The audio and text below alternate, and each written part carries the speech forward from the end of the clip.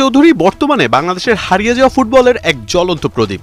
দক্ষিণ এশিয়ার মধ্যে একমাত্র প্লেয়ার যিনি কিনা খেলে থাকেন ইংলিশ প্রিমিয়ার লিগে। 25 মার্চ ভারতের বিপক্ষে ম্যাচ এবং ওই দিনই প্রথম দেখা যাবে এই সুপারস্টারের পায়ের জাদু।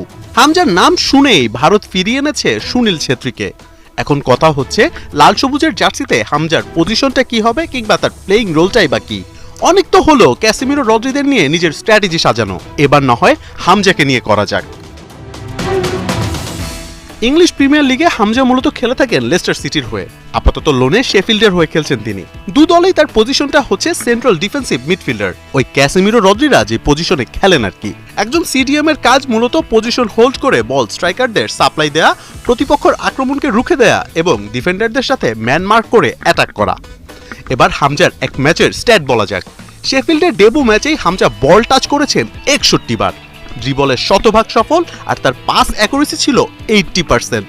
এছাড়া গ্রাউন্ড ডুয়েলে জিতেছেন 5 বার, বল কেড়ে নিয়েছেন 3 বার এবং ইন্টারসেপশন অর্থাৎ প্রতিপক্ষের পাস আটকে দিয়েছেন 2 বার। আর অন্যদিকে হামজাকে ট্যাকল করতে পারেনি কোনো খেলোয়াড়। এমন স্ট্যাটে শিলংয়ের ঠান্ডায় যে সুনীল ছেত্রীদের ঘাম ছুটে যাবে তা বলাই বাহুল্য।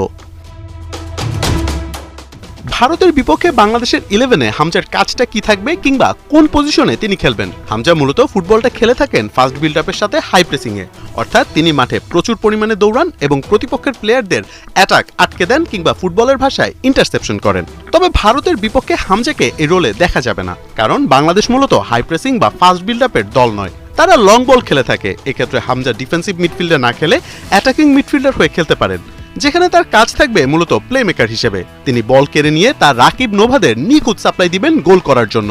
তাই স্ট্রাইকাররা প্রচুর পরিমাণে বল সাপ্লাই পাবে মিডফিল্ড থেকে। আবার জামাল ভুইয়ারা সুনীল ছেত্রীকে সামলাতে না পারলে সে কাজটাও করে দিতে পারবেন হামজা চৌধুরী। এক কথায় ওয়ান ম্যান আর্মি। ভারত শেষ কবে বাংলাদেশকে নিয়ে মাথার ঘাম পায়ে ফেলেছিল তা ভাবার বিষয়, কিন্তু এখন করতে হচ্ছে, কারণ প্রিমিয়ার লিগের খেলোয়াড় যে বাংলাদেশের প্রতিনিধি। হামজার মতো প্লেয়ার বাংলাদেশের খেলার ধরনই যে চেঞ্জ করে দেবে তা অনুমেয়। অগোছালো ফুটবল থেকে বাংলার ফুটবলে ফিরবে নান্দনিক সৌন্দর্য। আর হামজা জামালরা যদি সুনীলদের হারিয়ে দেয় তা হবে এর স্টার্টিং মাত্র। মোহাম্মদ আদনান, ৭১।